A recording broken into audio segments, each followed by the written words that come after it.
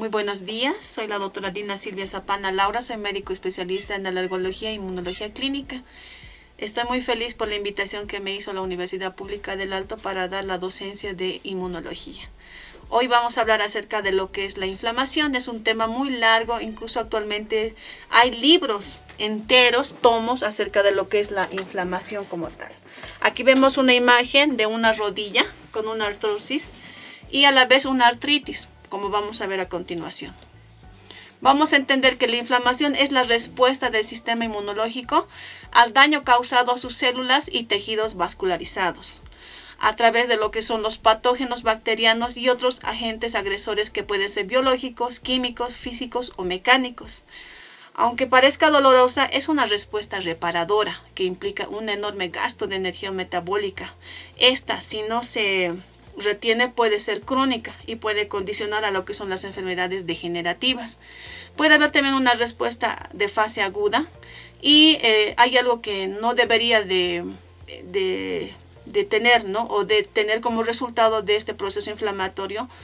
Va a ser, por ejemplo, la reacción orgánica generalizada, condicionando lo que es el síndrome de respuesta inflamatoria sistémica, con lo que va a llevar a una reacción de inflamación maligna y a un fracaso multiorgánico. Entonces, ahí uno se pone a pensar, entonces, se supone que la inflamación es una respuesta del sistema inmunológico que me va a proteger de los agentes físicos o agentes agresores o agentes microbianos como los virus y las bacterias. Pero ¿cómo es que en este caso puede llevarme y condicionarme la muerte inclusive?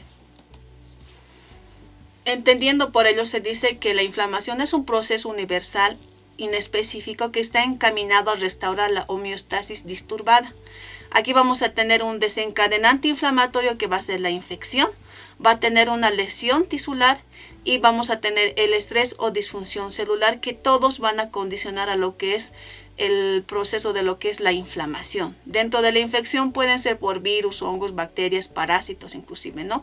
Dentro de lo que es la lesión tisular puede ser una herida, la cual puede estar limpia, generada por la cortadura de un cuchillo o por algún otro elemento que ya está contaminado, por ejemplo.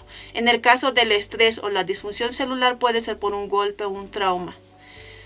Esto lo que va a hacer, por ejemplo, su propósito fisiológico va a ser defender al organismo de todas las infecciones bacterianas, víricas o parasitarias, pero si esto no se llega a controlar, va a tener como consecuencia lo que es la autoinmunidad, la lesión inflamatoria tisular, el sepsis y el síndrome de respuesta inflamatoria sistémica. Ustedes se preguntarán, ¿por qué la autoinmunidad? Se considera que los virus tienen epítopes semejantes a nuestros autoantígenos y a ellos se llama mimetismo molecular, y ese sería el condicionante o el primer factor que puede hacer que un paciente debute o inicie una enfermedad autoinmune como tal. Dentro de lo que es la respuesta de reparación tisular, si este no va a llegar a repararse como tal, vamos a tener una fibrosis. Por ejemplo, hay pacientes que van a tener un acúmulo de lo que es el colágeno a nivel del hígado en los pacientes con cirrosis de causa alcohólica. Entonces ya este hígado pues ya no va a funcionar de la manera correcta como tiene que ser. O puede ser el caso de la metaplasia o los procesos oncológicos, porque no va a haber buena reparación a nivel de las células, va a haber una mitosis a nivel de lo que es el ADN, por ejemplo, ¿no? Tenemos lo que es igual la adaptación al estrés y al retorno del estado homeostático. Pero cuando falla este mecanismo, va a haber una dishomeostasis y las enfermedades autoinflamatorias como tal.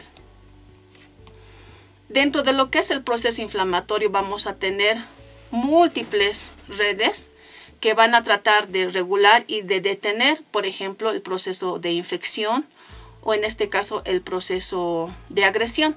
Vamos a tener por ello lo que son los inductores, que van a tener a lo que son los inductores exógenos, que pueden ser microbacterianos, pueden ser no microbacterianos y pueden ser también, por ejemplo, inductores endógenos. Dentro de los inductores endógenos van a ser varios, ¿no? Vamos a mencionar que dentro de los inductores exógenos que están, por ejemplo, los microbianos, vamos a tener lo que son los PAM, que son los patrones moleculares asociados a patógenos, que van a tener gran virulencia y son los que van a, por ejemplo, activar a lo que son los sensores, pueden ser los toll-like receptor, y estos van a estimular a los macrófagos o a los linfocitos T, que van a reconocer estos patrones moleculares y van a producir lo que es el factor de necrosis tumoral alfa, la interleucina 6, entre otros, y van a ir a actuar en sus células, en este caso a los endoteliocitos, los leucocitos, los hepatocitos, para poder producir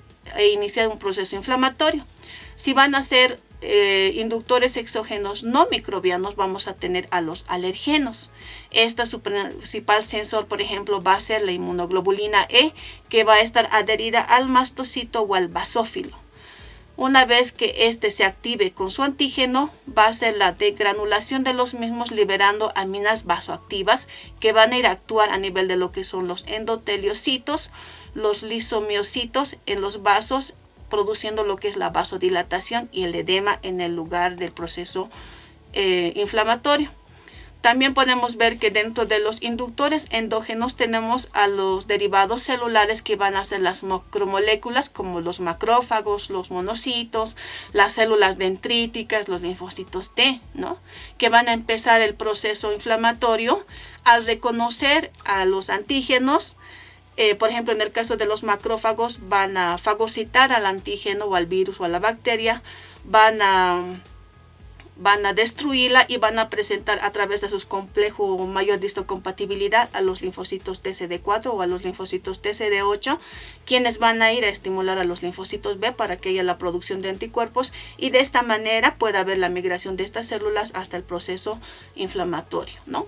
También tenemos los inductores endógenos derivados tisulares, como son los cristales, por ejemplo, del urato monosódico o pirofosfato cálcico en el caso de los pacientes que tienen artritis gotosa. Entonces sus sensores o sus receptores van a ser los NAT, que van a iniciar lo que es el inflamosoma y van a producir lo que es la interleucina 1 beta, ¿no? Y estos van a ir a actuar a nivel de lo que son los endoteliocitos, los leucocitos, los hepatocitos, para poder iniciar o continuar el proceso inflamatorio. También tenemos los derivados plasmáticos como el factor 12, las oxolipoproteínas, que de igual manera van a empezar el proceso de migración de las células. Tenemos los derivados, por ejemplo, proteicos, que están a nivel del endotelio. Estos de igual manera van a inducir lo que es la respuesta de todo el sistema inmunológico para que pueda haber justamente el edema, la vasodilatación como tal, ¿no?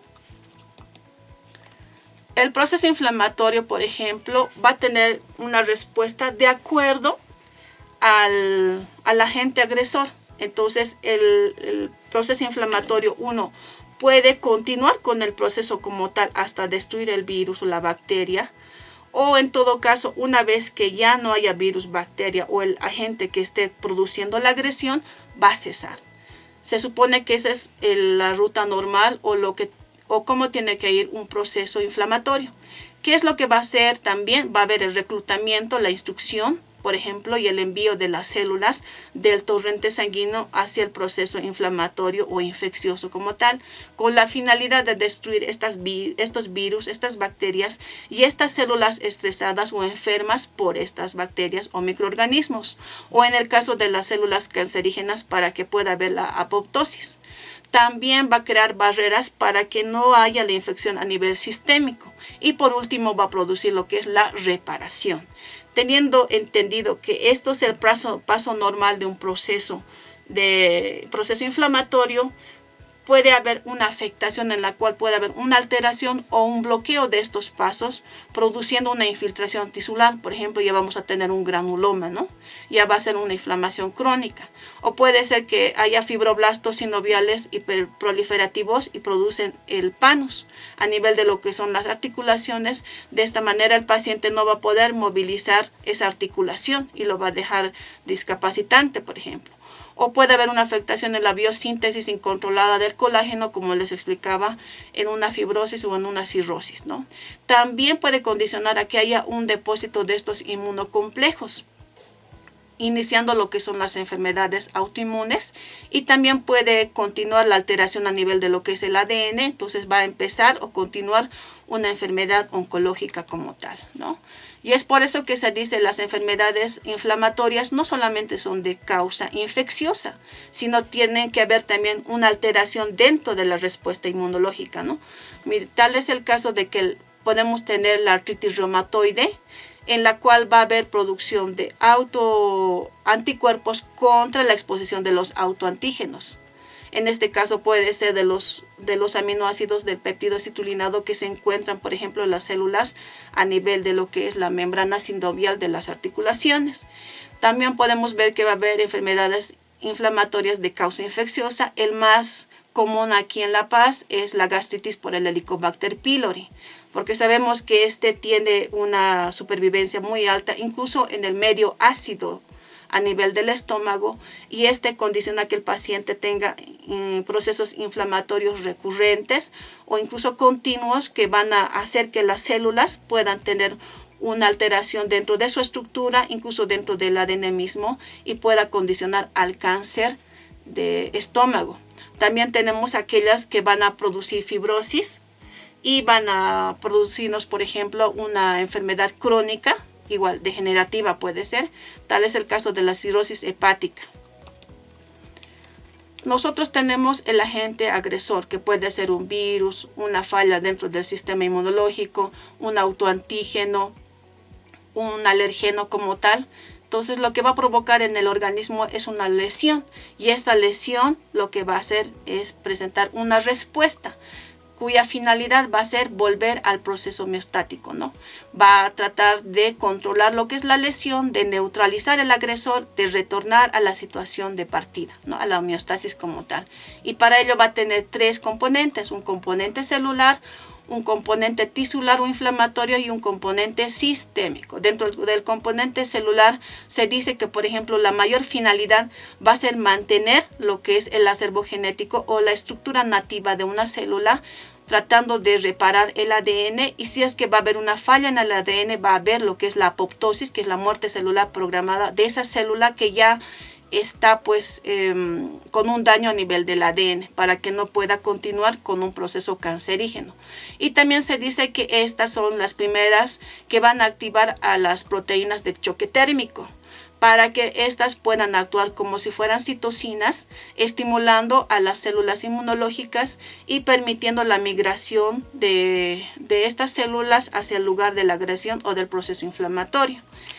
También se dice que el componente tisular lo que va a hacer es cooperar, ¿no? Haciendo que los mediadores químicos, como les decía, las citocinas, las quimiosinas, por ejemplo, puedan ir hacia el lugar del proceso inflamatorio o infeccioso, para que puedan de alguna manera mitigar o eliminar el proceso como tal. Tenemos el componente sistémico, ¿no? Que va a ser organoespecífica, que van a ir a actuar justamente a nivel del hipotálamo y del hígado, ¿no? A nivel del hipotálamo vamos a tener las manifestaciones al activarse de fiebre, por ejemplo, ¿no? Lo que se dice es que quieren causar es una respuesta neuroendocrina inmunológica en contra de este agente agresor, y a nivel del hígado también va a haber una respuesta de fase aguda.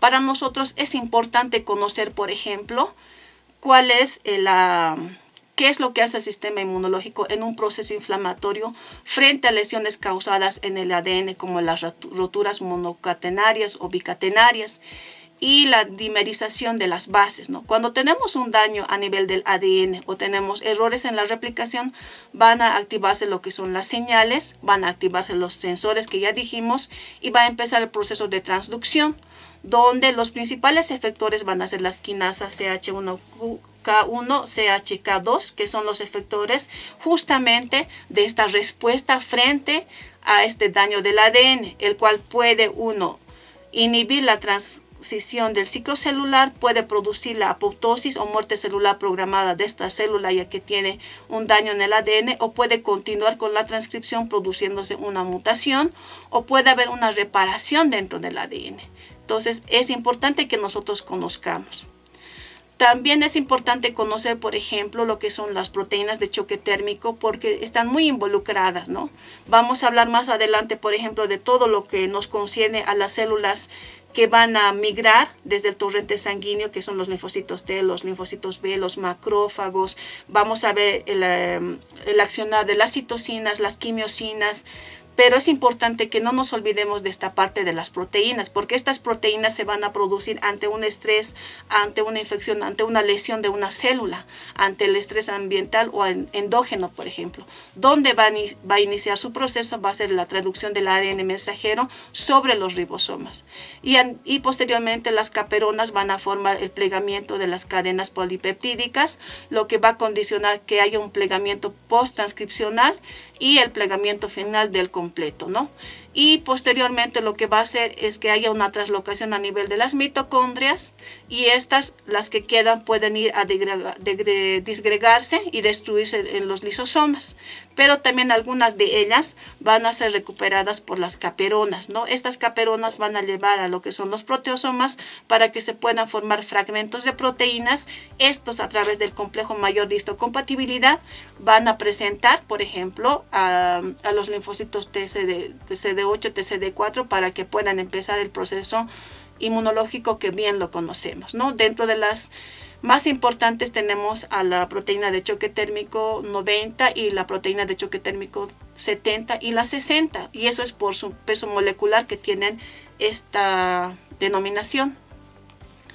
Frente a una agresión, por ejemplo, las primeras en reactivarse van a ser los neuropéptidos que se encuentran en las terminaciones nerviosas que están alrededor de los vasos sanguíneos. Ahí vamos a encontrar a los mastocitos. Estos mastocitos se van a activar por el dolor y van a producir lo que son las taquinas, la sustancia P, las neuroquininas, y van a empezar el proceso inflamatorio liberando lo que son las triptasas. Estas triptasas van a ir a activar a más receptores de proteasas como son la PAR2 y la EPRI.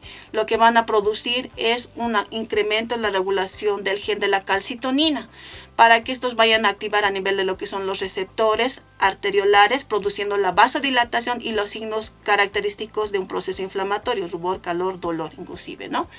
Por otra parte, se dice que, por ejemplo, estos mastocitos van a ir a estimular a más neutrófilos para que haya el estallido respiratorio, activando las especies reactivas de oxígeno. También va a producir la degranulación de las mismas, liberando más proteínasas, y de este modo va a haber mayor activación de las mismas, ¿no? Se dice que también estos mismos van a hacer que haya una migración de las plaquetas para que pueda activarse a través de las selectinas y las integrinas y podamos tener el proceso de lo que es la coagulación. Y por ende que van a ser estimulados lo que son los macrófagos, como les he explicado anteriormente, a través de sus antígenos que pueden ser de las mismas proteínas, y van a presentar a los linfocitos T. Los linfocitos T van a producir interleucinas, interferón gamma, factor de necrosis tumoral alfa, factor de crecimiento transformante beta inclusive, y van a estimular a más proteínas, ¿no? Se dice por eso que la respuesta tisular está muy condicionada por las proteínas de choque térmico, las interleucinas, los linfocitos T, los macrófagos. Y es por eso que les quería comentar acerca de lo que son las proteínas de choque térmico. Estas proteínas de choque térmico, por ejemplo, el HSP60, lo que va a hacer es inducir las citocinas proinflamatorias.